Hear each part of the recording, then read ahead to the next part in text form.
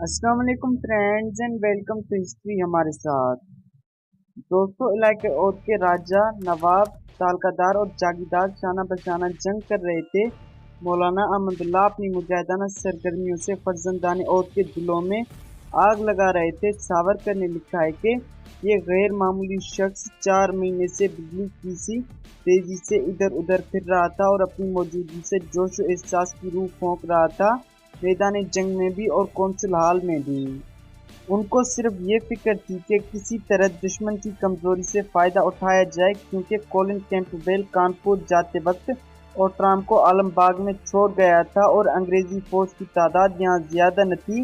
वो चाहते थे कि जिस तरह नाना साहब ने दुश्मन की कमजोरी से फायदा उठाकर उसको दोबारा कानपुर से निकाल बाहर किया था, इसी तरह लखनऊ भी फायदा उठाए। मगर उनकी पूरी कोशिश और मेहनत के बावजूद भी आपस के इख्तिलाफात ने ऐसा न होने दिया।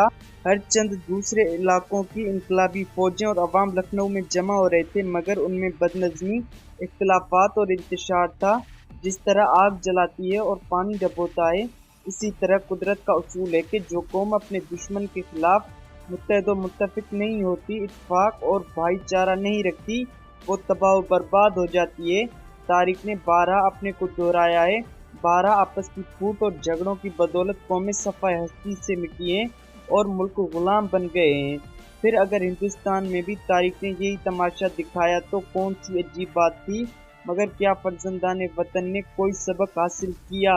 तारीख के सफ़ात इसका जवाब नफ़ी में दे रहे हैं। दोस्तों, मौलाना अहमदुल्ला शाह उस नफाक और फूट से बददिल नहीं हुए, बल्कि उन्होंने अंधेरे को उजाले में तब्दील कर दिया। उस मुहिब वतन मौलवी ने लाखों फर्जंदान वतन के दिलों में अपनी शोलाबार तकरीरों और अपनी शख्सियत से कौमी गैरत व हमीयत की लहर दौड़ा दी। उन्होंने मुंतशिर फौज को एक बार फिर मुनज़्ज़म किया, मगर उनकी राह में बेशुमार मुश्किलें थीं। उनकी हर दिल अजीज़ी देखकर बाज़ लोगों को हसद पैदा हो गया। उनको गिरफ्तार करके कैद कर लिया गया, मगर मौलाना से अवाम और सिपाही वालाना अकीदत रखते थे। चुनाचे बेगम हजरत महल पर जोर डाला गया और आखिरकार मौलाना को रिहा करना पड़ा। हालात अब मायूस कुन थे, मगर मौलाना अहमदुल्ला शाह हार जीत की खातिर नहीं, बल्कि आज़ादी वतन के लिए जिहाद को अपना फर्ज समझकर लड़ रहे थे। उन्होंने 22 सितंबर 1857 ईस्वी को बड़ा अच्छा जंगी प्लान बनाया और उनको अंग्रेजी फौजों के पीछे से हमला करना था और बैक वक्त आलमबाग की इनकलाबी फौज को सामने से। उन्होंने अपना काम निहायत कामयाबी और काबिलियत से अंजाम दिया, मगर दूसरा इनकलाबी सरदार जिसे आगे से हमला करना था, अपनी फौज को काबू में न रख सका और प्लान नाकाम हो गया। 15 जनवरी 1858 ईस्वी को जब खबर मिली कि अंग्रेजी फौज कानपुर से ताज़ा कुमक और इमदाद लेकर आ रही है, तो दूसरे सरदार इस बहस में उलझ गए कि उस रसद को कैसे रोका जाए। मगर मौलाना जानते थे कि इतनी देर की गई तो कामयाबी का इम्कान न रहेगा, लिहाजा वो उन बुज़दिलों की कम हिम्मती से मुतनफ़िर होकर अपने मुट्ठीभर जांबाजों के हमरा उस मुहिम पर रवाना हो गए। वो अपनी नकलो हरकत को अंग्रेजों से पोशीदा रखना चाहते थे, मगर हिंदुस्तानी जासूसों ने ओट्राम को खबर कर दी और उसने एक फौज उनके मुकाबले के लिए भेज दी। जंग शुरू हो गई। मौलाना सबसे आगे नजर आ रहे थे और पूरी कुव्वत से जंग कर रहे थे कि उनके हाथ पर गोली लगी और वो जख्मी होकर गिर पड़े।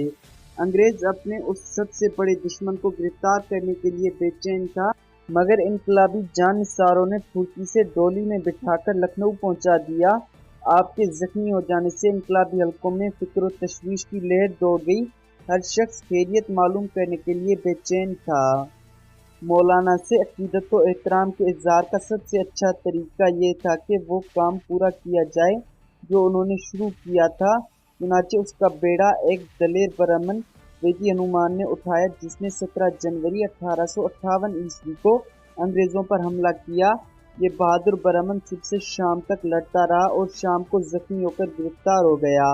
मौलाना जख्मी पड़े थे और तकरीबन एक हफ्ते तक किसी जंग में हिस्सा लेने से माजूर रहे। उनके जख्मी हो जाने से मायूसी पैदा हो गई थी, मगर बेगम हजरत महल बहादुरी से अपनी जगह जमी रही। वो नाकामी और मायूसियों से दिल शिकस्ता होना न जानती थी। रसल लिखता है कि बेगम ने बड़ी ताकत और एलियत का मुजाहरा किया। उन रानियों और बेगमों के जोशीले किरदार देखकर अंदाजा होता है कि वो हमेशा से अपने जनाने हरमों में रहते हुए भी किस कदर अमली और दिमागी कुव्वतों की मालिक रही हैं। उन्हीं मायूस कुन हालात में हजरत महल के वजीर माल राजा बाल कृष्ण सिंह का इंतकाल हो गया।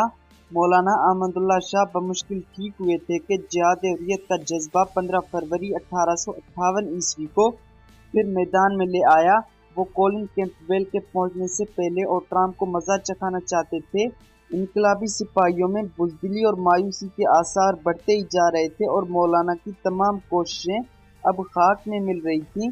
इनकलाबियों को पसपा होना पड़ रहा था, मगर मौलाना उसी अज़्मो इस्तक़लाल के साथ मसरूफ़ जंग थे। होम्स को ताज्जुब है कि अगरचे बागी अवाम बुज़दिल थी, मगर उनका लीडर जज्बात और काबिलियत दोनों एतबार से एक बड़ी तहरीक को चलाने और एक बड़ी फौज की कमान संभालने की पूरी एहलियत रखता था, और ये फैज़ाबाद का मौलवी अहमदुल्ला था। दोस्तों, उम्मीद है आज की किस्त आपको पसंद आई होगी। अगर ये किस्त आपको पसंद आई हो तो वीडियो को लाइक और शेयर कर दें और चैनल को सब्सक्राइब कर दें ताकि आने वाली हर किस्त का नोटिफिकेशन आपको बआसानी मिलता रहे। मिलते हैं अगली किस्त में, तब तक अपना बहुत ज़्यादा ख्याल रखिए। अल्लाह हाफिज़।